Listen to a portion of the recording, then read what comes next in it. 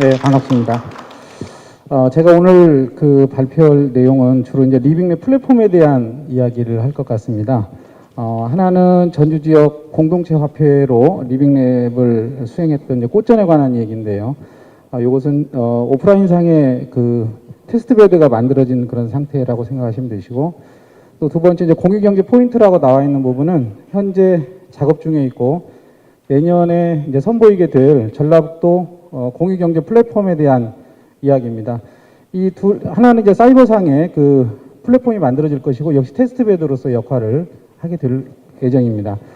이 두 개는, 두 플랫폼은 기본적으로 지역화폐라는 걸 사용해가지고, 만들어지기 때문에, 제가, 두 개를 동시에 연결해서, 설명을 하도록 하겠습니다. 지역화폐에 대한 저도 깊은 그런 조예는 가지고 있지 않지만, 제가 지금까지 지역화폐를 몇 년 동안 공부를 해오면서 화폐에 대한 부분을 많이 고민을 하게 됐는데, 지금 우리가 보고 있는 지역화폐 하면 떠오르는 게 바로 지역사랑 상품권입니다. 근데 지역사랑 상품권이 일시에 확산이 쭉 되면서 뭔가 지역화폐에 대한 그동안의 연구가들이 생각했던 그런 지역화폐의 어떤 개념들이 많이 오해를 받고 있지 않나, 이런 생각이 들었고, 그런 것들을 가능하면 진정한 지역화폐로서의 어떤 역할을 할 수 있도록 지역화폐를 갖다 새롭게 한번 구축해 보면 어떨까, 이제 그런 생각이 들었고, 두 개의 플랫폼은 그런 의미에서 약간 다른 시도라고 생각하시면 되겠습니다.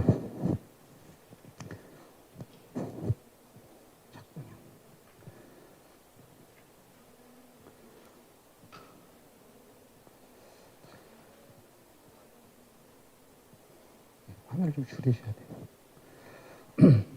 예, 먼저 전주 공동체 화폐인 꽃전은 2016년에요. 전라북도에도 전주시에도 지역화폐를 한번 연구를 해보자, 이제 그런 데서 출발을 했는데, 그런 과정 속에서 지역화폐에 대한 연구들이 쭉 이어지면서 중앙에서 지역사랑 상품권이 이제 보편화되는 그런 과정을 거치게 됩니다. 그러면서 이것을 바로 도입하지 말고 뭔가 한번 색다른 모습으로 한번 만들어보자, 그런 시도를 하게 되는데, 실질적으로 2016년, 17년부터 해서 몇 년 동안에 걸쳐서 전주 행복경제 국제회의에서 이제 지속적으로 연구하고 발표하고 이런 과정을 거치게 됩니다. 그런 결과로서 지역공동체 화폐 꽃전이라고 하는 리빙랩 실험이 이제 출현하게 되었습니다. 지금 여기 나와 있는 것은 2018년 사회혁신 리빙랩 프로젝트라고 해서 성과 보고서에 대한 화면인데, 이것은 18년에 저희가 이제 이 선정이 됐기 때문에 프로젝트로 18년으로 보고서로 되어 있고, 실제는 2019년 6월 달까지 해서 이 프로젝트가 수행이 됐습니다. 그리고 현재도 보시면 이게 이제 전주 꽃전에 대한 그런 꽃전의 홈페이지인데, 지금도 꽃전 거래소에 대한 소개가 나와 있고 그러죠. 그래서 지금도 활발하게 이제 운영이 되고 있는 그런 플랫폼입니다. 자, 먼저 수행 체계를 한번 보도록 하겠습니다. 먼저 이제 저희는 전주 사회경제 네트워크 산하에 지역화폐위원회라고 하는 것을 이제 구성을 하고, 거기가 이제 저 위에서 보시면 평화동 지역화폐 추진단을 만드는데 이제 주역을 하게 됩니다. 여기는 주로 지역화폐에 관련된 전문가 집단이 이제 모여 있는 거고, 그 다음에 학산복지관이라고 해서 저희가 이제 플랫폼으로 사용하고 있는 오프라인의 테스트베드인 그런 평화 이동 지역의 학산복지관에서 이제 사무국 역할을 해주게 됩니다. 여기서는 주민과 운영위원회에 대한 의견을 수렴해서 반영하는 그런 현장 기구 역할을 하는데, 실질적으로 이 실험을 하는 데 있어서 가장 중요한 역할을 하고 가장 많이 예를 쓴 곳이 바로 이제 학산복지관입니다. 그 다음에 이제 운영위원회는 실질적으로 이제 현장에서 의견을 수렴하는 그런 기구입니다. 그래서 주민 집단이라고 이제 생각하시면 되겠습니다. 자, 저희가 이제 리빙랩을 시도한 그런 목적이나 이런 간단히 설명을 해드리면, 먼저 지역사랑 상품권에 대한 당시의 이제 문제들을 최종적으로 어떻게 해결할까 하는 데서 출발을 하게 됩니다. 그런 다음에 여기서부터 이제 전주 공동체 화폐인 기부형 꽃전이라고 하는 것을 이제 만들어내게 되고, 현재는 2020년 11월 달 현재 1% 영감이라고는 전주사랑 상품권 탄생 과정까지를 이제 거쳐가게 됩니다. 자, 그래서 먼저 저희가 어떤 데서부터 출발을 했는가 하는 것을 먼저 설명을 해드리면, 먼저 지역 문제. 지역 문제는 앞에서 말씀드린 것처럼 당시에는 이제 고향사랑 상품권이라는 명칭으로 사용이 됐는데요. 고향사랑 상품권은 상품권이라는 이름을 붙이다 보니까 이게 상품권이라는 인식에 이게 돈이라는 인식을 하지 못합니다. 그래서 이것을 갖다 지속적으로 반복해서 거래될 수 있는 형태를 만들려면 명칭을 좀 바꾸면 어떨까 이런 생각을 하게 됐고요. 그 다음에 이제 기본적으로 지금도 코로나 사태 이후에 할인 중심으로 해서 지역사랑 상품권을 운영을 합니다. 어떤 데는 15%, 20%까지 이제 할인을 하게 되는데, 이렇게 할인 중심으로 경제적 유인만 가지고 움직이게 되면 나중에는 결국은 재원이 부족해서 지자체들이 운영하지 못할 거다라는 생각입니다. 그래서 이것을 반복형으로 돌리면서도 이런 재원을 마련할 수 있는 그런 방법, 스스로 부담 없이 돌릴 수 있는 방법을 한번 생각해 보자라는 것이고, 또 하나는 이제 공동체성입니다. 지역사랑 상품권 같은 경우에는 경제적 유인만 주다 보니까 공동체성을 전혀 고려하지 않은 상태에서 운영이 됩니다. 그래서 공동체성을 어떻게 가미할까 하는 그런 생각을 이제 가지게 됩니다. 그래서 새로운 아이디어는 이제 재사용을 어떻게 유도할 수 있을까 하는 거, 그 다음에 블록화를 시켜가지고 이 사용자들이 어떻게 불편함이 없이 사용할 수 있을까 하는 그런 점, 그 다음에 넛지 설계를 통해 가지고 사람들이 좀 공동체성을 인식할 수 있게 하는 방법은 없을까라고 하는 데서 이제 출발을 하게 됩니다. 자, 그래서 이제 테스트베드를 구축을 하게 되는데요. 먼저 보시면 1번 보시면 지역 정체성을 담아서 공동체형 지역화폐 모형을 설계를 하게 됩니다. 다른 지역들을 보면은, 다른 외국의 사례들을 보면 지역화폐를 설계를 할 때 그 지역 정체성을 담아서 자부심도 느끼게 하고 그다음에 소속감도 느끼게 하는데, 우리는 너무 급격하게 정부가 지역사랑 상품권을 막 공급하다 보니까 이런 부분을 다 무시해버리고 표준화된 어떤 모형을 사용합니다. 그래서 저희는 그런 부분을 좀 바꿔야 되겠다 이런 생각을 가지게 됩니다. 그 실험 내용으로는 일단은 가맹점의 3% 수수를 통해서 가맹점도 지역화폐 운영에 기여하도록 합니다. 지금 지역사랑 상품권 같은 경우에는 가맹점은 아무것도 내고 있지 않죠, 그렇죠? 그냥 하나의 수혜의 대상일 뿐입니다. 그런데 여기서는 가맹점도 3% 수수를 내게 했고, 그 다음에 소비자는 5% 할인을 받는데, 여기서도 5%를 받지만 필요한 사람은 5%를 할인을 받고, 또 그렇지 않은 사람은 기부도 할 수 있게 하는 기부형 모델을 넣은 게 이제 특징입니다. 자, 그 다음에 생활용품 중심으로 해서 이 도보거리 내에다가 이제 테스트베드를 구축을 해서 사람들이 불편하지 않게 지역화폐를 사용할 수 있도록 그렇게 했습니다. 그래서 저희가 만든 테스트베드 영역은 평화 이동 지역인데요. 저기 중심부에 있는 게 이제 학산종합복지관이 중심부에 있고, 그래서 초기에 지금 저기 보시면 2018년 12월부터 19년 1월까지 해서 거기에 있는 천여 개의 상점들을 일일이 돌아다니시면서 거기서 이제 테스트베드를 구축을 해서 가맹점을 만들어내는데, 초기 한 70여 개 정도를 이제 가맹점을 이제 만들어내게 됩니다. 그래서 가능한 한 미용실, 슈퍼마켓, 제과점 이런 것들 보통 생활에 많이 쓰일 수 있는 그런 제품들 판매하는 것 중심으로 구축을 했습니다.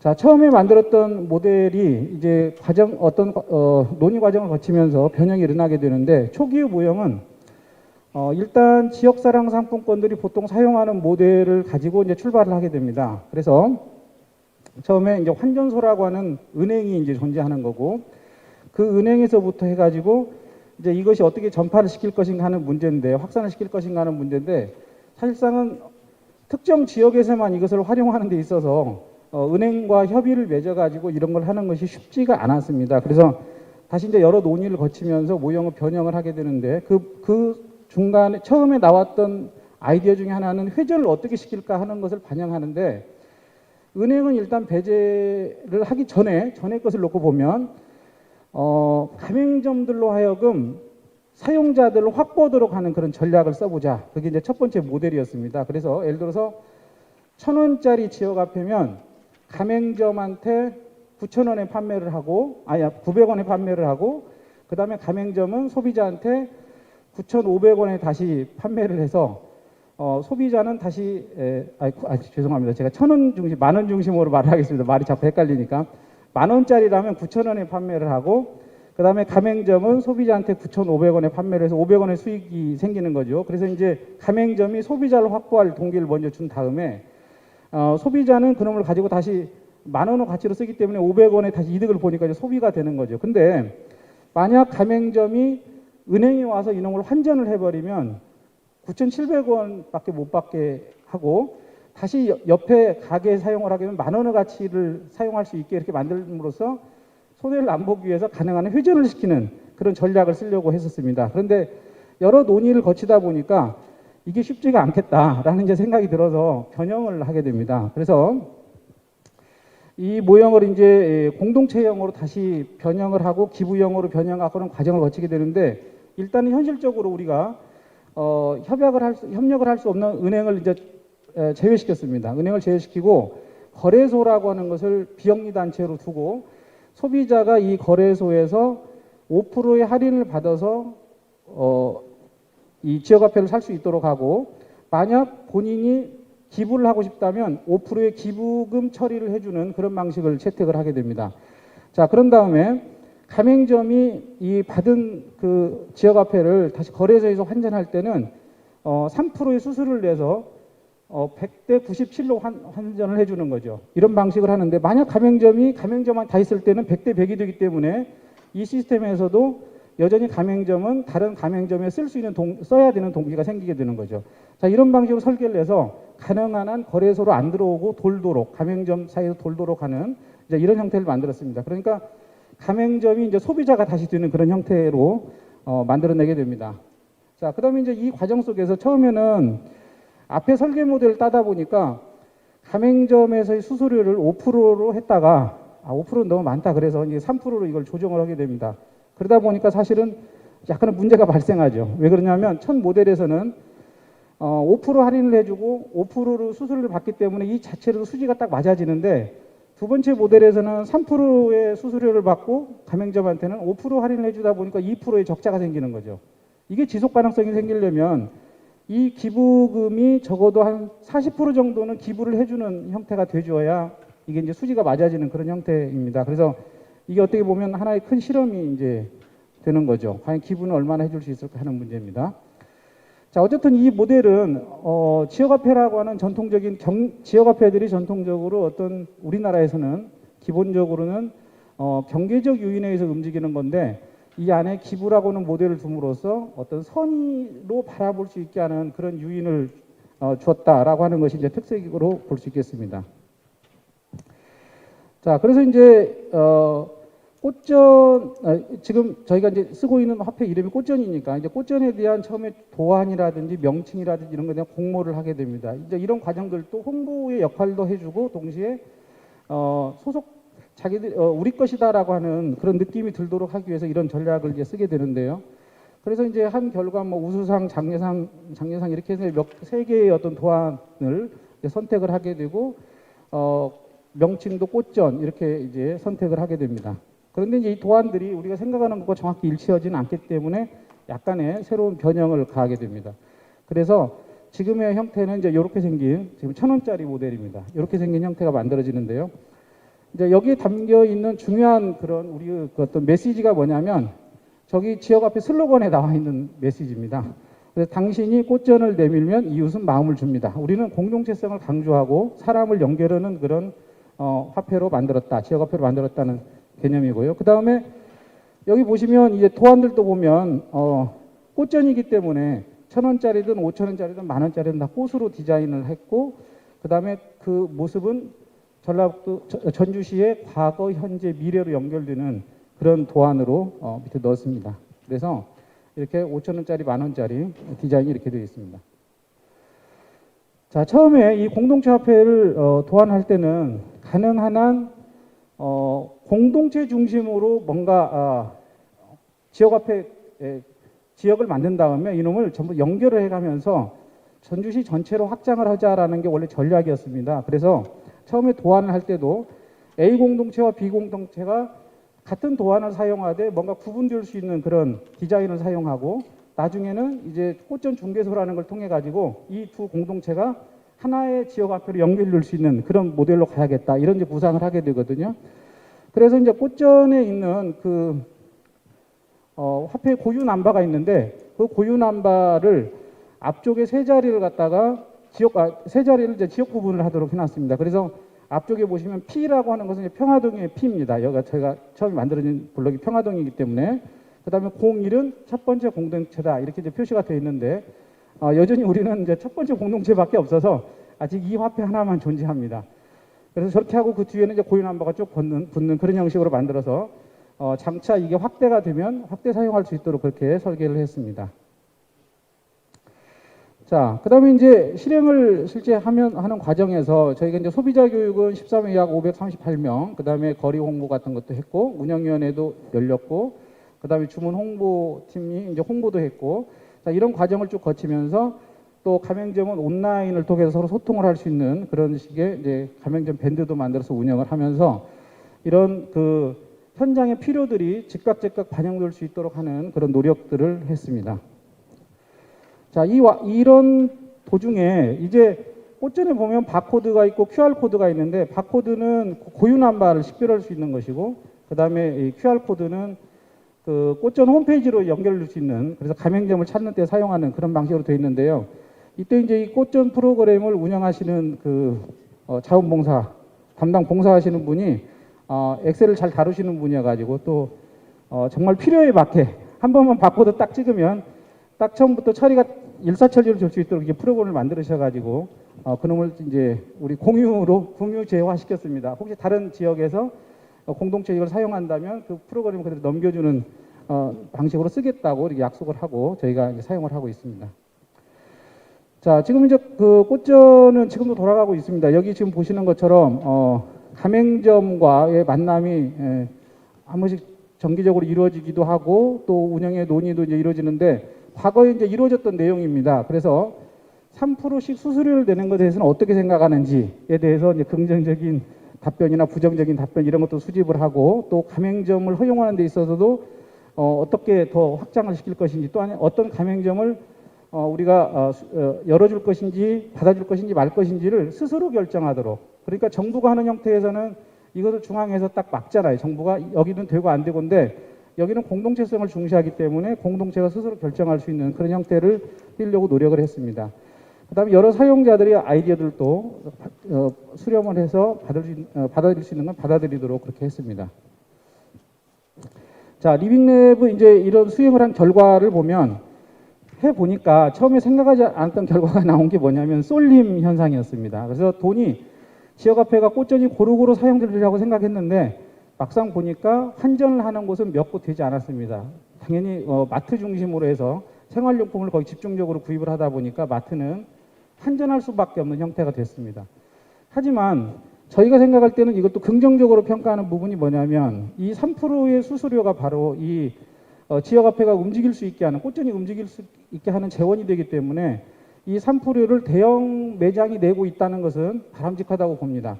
그래서 나머지 그 소형 매장들 다른 곳들은 조금 받는 곳들은 바로 자기가 다시 그런 걸 사용을 하면서 소진을 시키기 때문에 여전히 안에서는 회전을 하고 있는 거거든요. 그래서 저희 입장에서는 대형 매장들이 주로 어떻게 보면 혜택을 보면서 그 또 다시 운영비를 내는 그런 격이기 때문에 바람직하다 이렇게 평가를 하고 있고요.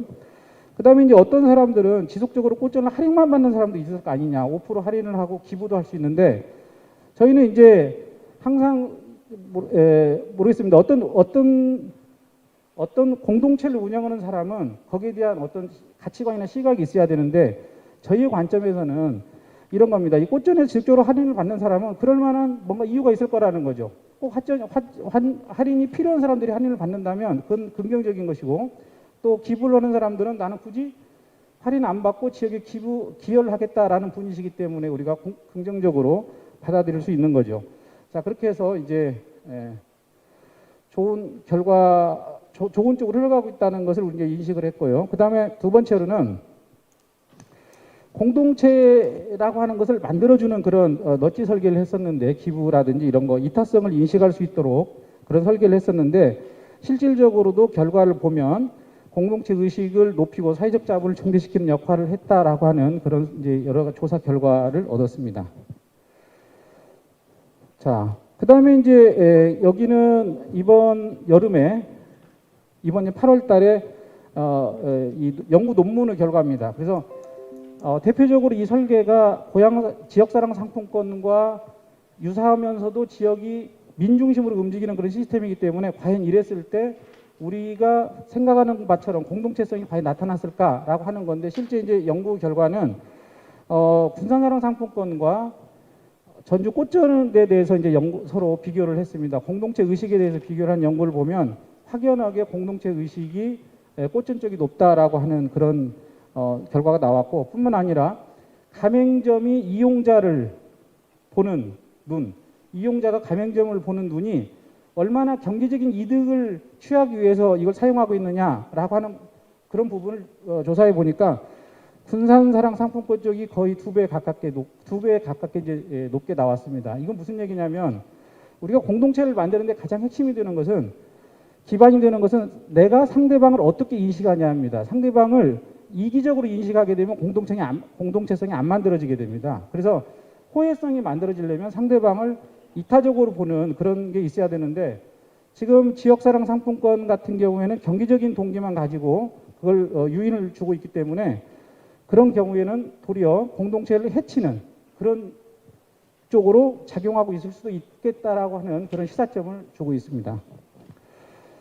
자, 뭐 지금도 이제 꽃지원의 공동체들이 움직이는 여러 상황들입니다. 그래서 코로나 사태에도 착한 소비 챌린지 이런 것까지를 지금 해가면서 계속 운영이 되고 있고요. 자, 그러면 이 꽃지원이 과연 지금은 어떤 형태로 이제 확장이 되고 있느냐? 어쨌든 지금 하나의 그 테스트베드와 같은 게 플랫폼이 하나 만들어진 건데, 이것이 계속 살아서 이제 움직이는 거거든요. 그래서 지금은 어떻게 하면은 네트워크 자산을 활용을 해가지고 이걸로 공유 경제를 한번 실현해 볼까라고 하는 노력을 지금 하고 있습니다. 그래서 이 나누장이라고는 공유경제 플랫폼을 사용 허락을 받아가지고 같이 이제 연구를 해가지고 지금 같이 고민을 하고 있습니다. 어떻게 확장을 시킬까 하는 문제를. 자, 또 하나는 뭐냐면 꽃전 소액 대출은행을 지금 만들려고 노력을 하고 있습니다. 이건 뭐냐면 이 지역에 사시는 분들이 사진에서 보시는 것처럼 취약계층이 좀 많이 존재합니다. 그래서 이분들이 적은 돈이지만 급전이 필요하신 분들이 있어요. 생활에 필요한 자금이 이제 떨어지셨을 때. 그래서 그분들에게 이 꽃전이라는 지역화폐를 이용해서 대출해주는 방식을 지금 고민을 하고 있는데, 지금 생각하는 건 뭐냐면 환수율이 90%될 거다라는 전제 조건 하에서 누군가가 10,000원을 기부하면 그걸 근거로 해서 10만 원을 한 사람한테 빌려주는 그런 시스템입니다. 그러니까 이런 매달 이렇게 10,000원씩 기부하는 사람이 한 명이 나타나게 되면 매달 그 10,000원으로 10만 원씩을 대출하는 사람이 계속 생겨나는 거죠. 대출 받아갈 수 있는 사람이. 이런 식으로 해서 지금 설계를 하고 있고, 이것은 우리가 전주대 내에서의 리빙랩 프로젝트로 우리가 자금 일부 지원을 받아서 지금 수행을 하고 있는 상태입니다. 그래서 어떻게 하면 환수율을 높일 수 있을까? 이거에 대한 설계를 같이 학생들하고 고민을 하고 있습니다. 자, 이게 또 이제 다른 지역에도 영향을 미치게 됩니다. 다른 지역에는 이제 지역사랑 상품권이 사용이 되는데, 처음부터 설계를 할 때 이 쏠림에 대한 고민을 하게 됩니다. 무슨 얘기냐면, 대형 매장과 소형 매장이 있을 때 우리 꽃전에서처럼 결국은 대형 매장 쪽으로 돈이 쏠리게 되면 그러면 병목 현상이 생길 것인데, 결국 이것이 우리 지역에서는 그냥 아까 3%의 수수료를 내기 때문에 긍정적으로 작동할 수 있지만은, 지금의 지역사랑 상품권에서는 정부가 소상공인에게 지원을 하기 위해서 지역사랑 상품권을 공급하고 있는데, 다시 대형 매장으로 쏠려버리게 되면 격차가 더 커져서 실제 수혜를 받아야 할 층이 수혜를 못 받는 일이 생기게 됩니다. 그래서 이 문제를 제기를 해서 이걸로 해서 이 비읍군이라는 이 군입니다. 1개 군 전체를 전부 다 하나의 리빙랩으로 실험 과정을 거쳐서 지금 수행을 하고 있습니다. 그래서 여기는 지금 여기 보시는 것처럼 상위 1% 가맹점이 그 지역 화폐의 30%, 지역사랑 상품권의 30% 이상이 그쪽으로 매출이 일어납니다. 거꾸로 하위 50% 가맹점을 조사해 보니까 3% 정도예요. 그러니까 100억 정도 한 달에 쓰이는데, 그 군에서 지역사랑 상품권이 쓰이는데 그 중에 3%만 50% 가맹점에 쓰이게 되고, 나머지는 실제 수혜를 받아야 될 그 층들은 수혜를 못 받는 거죠. 3억 정도만 거기 쓰이고 있는 거니까. 그래서 이 군에서는 이 부분을 어떻게 저 상 매출이 높은 쪽에서 일부를 띄어다가 이쪽으로 붙일 것인가 하는 그런 고민을 하고 있고, 그래서 이 지역에서는 지금 6개월간의 실험을 이미 끝나 있는 상태고 결과가 나왔고 계속 이제 주민들하고 논의를 해가면서 이 설계를 하고 있습니다. 어떤 식으로 유인을 줄 것인가를. 이것도 일종의 이제 거대한 리빙랩이 하나, 그러니까 이제 수행이 되고 있는 것이고 거의 이제 종결 단계에 와 있습니다. 자, 저희가 이제 처음에 시작했던 것은 전주사랑 상품권에 대한 고민 때문에 시작을 했었는데, 그래서 이제 앞에서 말씀드린 것처럼 11월 달부터 지금 전주사랑 상품권이 이제 발행이 됩니다. 여기서도 기부형 모델이 전국에서 최초로 이제 채택이 됩니다. 그래서 여기 보면 1% 영감이라고 그래서 전주가 가끔 이제 연말에 보면 기부천사 마을이라고 해서 한번 뉴스에 나오는데 그것과 연결을 해서 이미지를 저 앞쪽에 나와 있는 나도 기부천사가 될 수 있어라고 하는 그런 아이들이 그린 그림을 그대로 이제 도안으로 집어넣고 해서 우리 전주시는 전주시답게 얼마의 어떤 지역사랑 상품권이 팔렸냐가 중요한 게 아니고 우리는 우리 나름대로의 가치를 가지고 움직이는 지역사랑 상품권을 만들겠다라고 하는 것을 그래도 이런 우리의 꽃전 실험을 통해서 연결해서 여기다가 지금 반영을 해놓고 있다. 이게 어떻게 보면 작은 성공이 아닌가 저는 그렇게 생각합니다. 자, 그래서 이 설계에서의 핵심 중에 하나는 뭐냐면 가맹점도 소비자도 기부를 할 수 있게 만들어 놨거든요. 그 기부는 정부가 받을 수는 없기 때문에 이제 사랑의 열매로 기부를 해주게 되면 거기에서 공익사업으로 쓸 수 있도록 기금이 만들어집니다.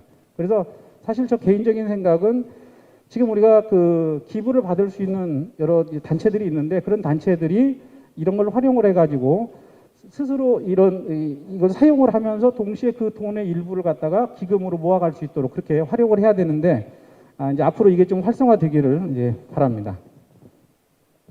자, 여기까지가 이제 꽃전에 대한 얘기였고요. 그 다음에는 이제 전라북도 공유경제 허브 플랫폼에 대한 얘기를 잠깐 해드리겠습니다. 여기는 이 공유경제 플랫폼 내에서만 활용할 수 있는 그런 불태환 지역화폐를 이 안에 집어넣어가지고 공유경제를 한번 실현해보자. 그래서 보통 이제 이걸 렛지라고 하는 지역화폐 모형을 집어넣어서 이제 설계를 한 그런 모델입니다. 자, 여기는 그냥 지나가겠습니다. 자, 공유경제에 대한 이해가 좀 필요하기 때문에 잠깐만 설명을 드리겠습니다. 원래 공유경제라고 하면 여러분 공유경제는 뭐 뉴스에서 많이 들으셔서 아실 겁니다. 그러나 그 중에 진짜 공유경제가 몇 프로나 있는지 여러분 아마 의구심이 생기실 겁니다. 진짜 공유경제가 된다는 것은 몇 가지 조건을 갖춰야 되는데 첫째가 유유자원을 활용하는 것이어야 됩니다. 공유경제를 만들겠다고 해서 기업이 새로운 자원을 막 집어넣어가 유유자원을 도리 창출하고 있으면 그건 공유경제라고 말할 수가 없습니다. 그게 보통 우리가 B2C라고 하는 모델들이 되게 그렇게 만들어져 있습니다. 그 다음에 이제 두라고 해서 사용자가 됩니다. 근데 그런 모형들이 아니면 원칙적으로는 공유경제가 아닙니다. 그 다음에 기본적으로는 사용가치를 높이기 위한 것이기 때문에 유유 사용가치를 더 높여야 되는 것이 공유경제의 목적이기 때문에 실질적으로 사용권만 거래를 해야 되는데 대개는 소유권도 많이 거래를 하게 됩니다. 재활용 같은 경우는. 그런데 어떻게 보면 소유권을 거래하는 사용권만 거래하는 것이 너무 거래 비용이 많이 들 때는 제한적으로 소유권 이전을 인정해 주는 것이 공유경제를 활성화시킬 수 있기 때문에 그런 부분 정도만 제한적으로 인정해 줘야 됩니다.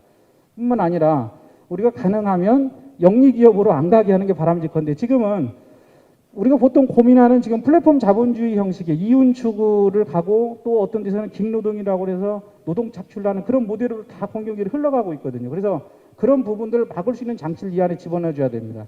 자, 그렇게 해가지고 저희는 추구하는 것은 4섹터 공유경제나 3섹터 공유경제 모형을 해서 이제 민간 부분을 활성화시키고 또 그 사회적 가치를 창출하는 그런 공유 기업들을 만들어내는 게 이 플랫폼의 목적입니다. 그래서 이 플랫폼 내에서 이런 하나의 그 테스트베드 역할을 해가면서 동시에 이것들이 이런 것들이 육성될 수 있도록 하는 그런 플랫폼으로 이제 그걸 활성화시켜 나가는 게 우리의 이제 목표입니다. 자, 그래서 우리가 생각했을 때 공유경제 조성에 실패하는 이유를 지금까지 경험으로 보면 첫째는 뭐냐면 공유자원의 공동체적 활용으로 확장을 잘 못합니다. 첫째가 뭐냐면 유유사무실을 이제 임대하고자 하는 사람이 있으면 자기 혼자 가지고 있는 유휴 사무실을 빈 시간에 빌려주겠다고 됩니다. 그럼 이건 임대업인 것이 지금 공유경제가 아닙니다. 나도 다른 사람의 사무실을 이용하고 다른 사람 내 사무실을 이용할 때 거의 공유가 되는 거죠. 그런데 혼자는 그렇게 확장을 잘 못합니다. 그러나 플랫폼 내에 들어오게 되면 어떻게 그렇게 만들게 할 수 없을까 하는 게 우리의 고민이고요. 또 하나는 이제 커먼즈, 공유 자산을 만들어내야 됩니다. 근데 대개 유휴 사무실을 임대한 사람이 자기는 거기서 임대료 받고 떠나버리면 이건 그냥 일반 사업원 거잖아요. 그래서 이 중에 일부를 공유 자산화 시킬 수 있는 방법을 생각해내야 되겠죠. 그 다음에 이제 공유지에 대한 거래 비용을 너무 높았을 때 그렇게 되면 공유경제 활성화가 안 되기 때문에 거래 비용을 낮추는 식의 플랫폼의 역할을 해줘야 됩니다. 그래서 이런 것들을 할 수 있는 플랫폼으로서 우리는 이제 이 플랫폼 내에 지역화폐인 아시라고 하는 그런 지역화폐를 하나 창출해서 집어 넣는 게 우리 설계의 주 특징입니다. 자, 그래서 이 아시라고 하는 건 어떻게 움직이는 거냐면 보통 우리가 이제 렛지라고 하는 지역화폐 형태 그대로인데요. 자, 어떤 사람이 예를 들어서 제공자가 공유 자원을 플랫폼에 집어넣고 그 다음에 사용자가 이거에 대해서 사용을 하겠다 그렇게 해서 이제 결제가 이루어지게 되면 그것이 그 안에는 이런 식으로 이제 장부가 남게 됩니다.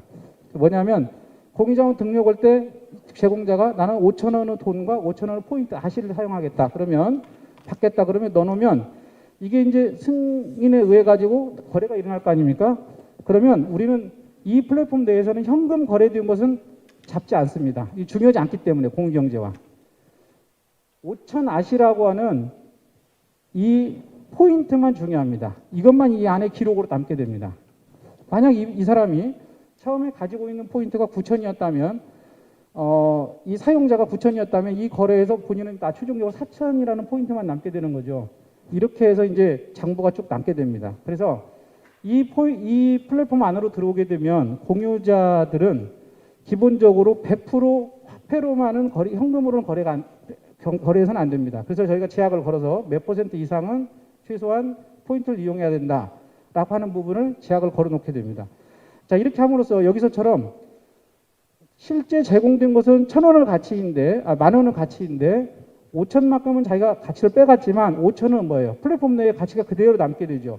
이렇게 함으로써 공유자산을 만들어내는 그런 시스템입니다. 자, 요 렛지라고 하는 것은 어떤 원리를 담고 있냐면 일종의 이제 화폐 경제 형태를 가지기는 합니다. 하지만은 신뢰관계를 가지고 있는 곳이에요. 그래서 이게 뭐냐면 우리가 꼭 돈이 없어도 거래를 할 수 있는 그런 화폐입니다. 그래서 처음에 보면 개인이 창출한 자유화폐라고 되어 있죠. 이 자유화폐라는 건 뭐냐면 내가 돈이 없어도 살 수 있다, 거래할 수 있다 이런 얘기죠. 내가 공유물을 이 포인트가 없어도 살 수 있도록 만들어주는 겁니다. 그러니까 내가 그냥 창출하면 되는 거예요. 하나도 없어도 됩니다. 그래서 내가 없으면 마이너스로 기록되는 것 뿐이에요. 마이너스 포인트로 기록되는 것 뿐입니다. 그렇게 함으로써 이제 사회적 배제를 억제하는 그런 속성을 가지고 있고 또 일부는 여기에다가 허락을 해주는 사람 입장에서는 그 돈을 나는 그만큼의 포인트를 포기할 수 있다는 거죠. 무상성. 선물로 주는 것과 똑같은 개념이니까 무상성의 개념이 들어 있습니다. 또 그 다음에 이제 이 포인트는 국정화폐로 태환이 안 됩니다. 그 무슨 의미냐? 결국은 이 플랫폼 안에서 공유자산으로 남아버리는 거죠. 한번 거래를 하면 밖으로 뽑아가지 못하기 때문에 그래서 공유자산이 만들어집니다. 이렇게 함으로써 이윤 추구를 억제해서 플랫폼 자본주의로 흘러가는 것을 막아낼 수가 있는 겁니다. 자, 그 다음에 이제 품앗이 성격을 가지기 때문에 공동체 의식도 강화되는 그런 형태를 갖고 있습니다. 자, 그래서 이제 여기는 이 안에는 개인 공유자도 있고 공유 기업도 있고 이건 이윤을 좀 내야 되는 기업이죠. 그 다음에 공유 거점도 있습니다.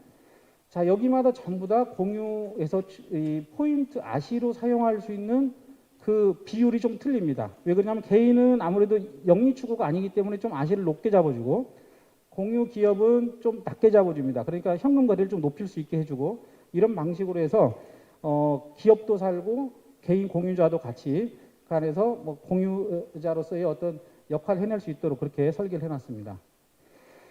자, 다시 이제 여기를 보시면 원리를 잠깐만 다시 보시면 이 공유자 A가 공유물 A를 갖다가 공급을 했단 말이죠. 1,000원과 500아시로서 제한을 했고 공유자 B가 이것을 거래를 하겠다라고 해서 응낙이 돼서 거래가 이루어지게 되면 여기는 1,000원이라고 하는 건 가져가 버렸기 때문에 우리는 생각할 필요가 없습니다. 500아시만 여기에 공유자산화가 돼서 남게 되는 겁니다. 그래서 이 사람은 결국은 뭐냐면 1,500원의 가치를 가지고 들어왔지만 500원만큼은 남긴 상태에서 다시 자기가 그 안에서 뭔가 공유물을 거래하는 사람으로 남게 되는 거죠. 자, 그래서 이제 공유자가 되는 겁니다. 그 다음에 공유자 B는 마이너스 500아시가 생기는 거니까 이 500아시에 대해서 자기가 뭔가를 공급해서 이걸 갚아야 된다는 의무감이 생기게 되는 거죠. 그래서 이게 공유 제공 의무를 마음속으로 지게 하는 그런 유인 효과가 있고, 그 다음에 이제 마지막으로는 평판 이력 효과가 있습니다. 이 사람이 계속 그 마이너스를 계속 늘려가게 되면 어떨까 이런 고민이 생길 건데, 우리가 보통 물건을 거래할 때 여러분 물건 거래할 때 거기 게시판에다가 평판을 해놓죠. 상품을 사용했더니 어쩌더라 해놓죠. 거기에 보면 물건에 대한 평판이 있고 그 다음에 기업에 대한 평판이 있을 수 있을 겁니다. 여기 보면 이 아시는 이 공유자 B에 대한 평판입니다. 이 공유물 A에 대한 평판이 아닙니다. 무슨 얘기 아시겠죠? 그래서 두 개의 평판은 구분됩니다. 자, 그런데 이 플랫폼 안으로 들어오게 되면 예를 들어서 공유자 C를 생각해 보세요. 원래 공유자 C 하나만 있었다고 할 때는 당연히 여기서 공유물을 제공을 하고 만약 처음부터 아시도 없었다면 다 뽑아갖고 나가버리겠죠. 자, 이렇게 되는 경우가 지금의 플랫폼 자본주의라고 욕을 얻어먹고 있는 많은 플랫폼들이 하는 역할들입니다. 그러니까 가치를 다 뽑아서 나가버리기 때문에 공유자로서 존재하는 게 아니고 수익을 뽑아가는 거예요. 자, 그런데 여기서는 5,000아시라는 것이 어쩔 수 없이 남게 됩니다. 공유자산으로. 그런데 이 사람이 결국 저 남아있는 걸 가지고 공유물 A를 갖다 사용하게 되면 500아시를 사용하게 돼요. 그러면 당연히 이 사람은 공유 재물의 제공자이자 수요자가 되면서 동시에 P2P 역할이 되는 거죠. 이렇게 이 플랫폼 자체가 존재하는 것만 가지고도 공유자로서 바뀌어버리는 겁니다.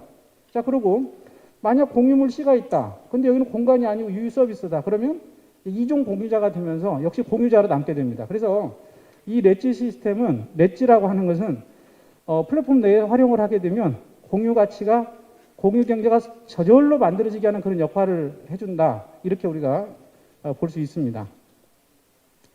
자, 그래서 근데 여기서 부채 마이너스 아시가 생겼을 때 사람들은 이제 많은 우려를 합니다. 계속 마이너스만 쓰는 사람은 어떻게 할 것이냐 하는 그런 우려가 생기는데요. 거기에 대해서도 이제 사람에 대한 믿음에 달려 있는 겁니다. 관점. 저희가 볼 때는 이제 인간은 마음의 빚을 갚아야 한다라는 그런 본능이 있기 때문에 마이너스 아시가 있으면 내가 뭔가를 찾아서 갚아야지, 뭔가를 제공해서 이런 의무감이 생기면서 공유가 더 활성화될 거라고 보는 거고, 그 다음에 평판 시스템으로 작동을 하기 때문에 계속 마이너스로 안 남을 거다라고 하는 거죠. 다른 사람들이 거래를 시작시킬 것이기 때문에. 자, 그 다음에 그래서 마이너스 아시를 보통 우리가 화폐 경제에서 빚을 지고 있다는 것과 동일하게 생각하면 안 됩니다. 보는 관점이 달라야 됩니다. 이 플랫폼 내에서는. 뭐냐면 마이너스 아시가 없으면 플러스 아시도 존재하지 않습니다. 즉 공유물이 거래되지 않습니다. 그렇기 때문에 마이너스 아시는 공유 경제를 창출하는 기본적인 원리가 되기 때문에 이거 자체가 가치가 있는 일이에요. 두 번째는 뭐냐면 아까 말씀드린 것처럼 공유물의 제공 가능성을 높여줍니다. 마이너스가 있으면. 플러스만 있는 것보다는 마이너스가 있으면 이걸 없애기 위해서 뭔가를 제공하려고 노력할 것이기 때문에. 세 번째는 돈이 없어도 필요한 사람에게 공유물을 뭔가 제공할 수 있기 때문에 필요에 의한 사람한테 사용할 수 있도록 해주는 역할을 해줍니다. 그래서 마이너스 아시라고 하는 것은 우리가 다른 눈으로 바라봐야 된다. 보통 우리 화폐 경제에서의 빚을 지고 있다는 것과는 전혀 다른 눈으로 바라봐야 한다라고 하는 것을 이해해야 됩니다.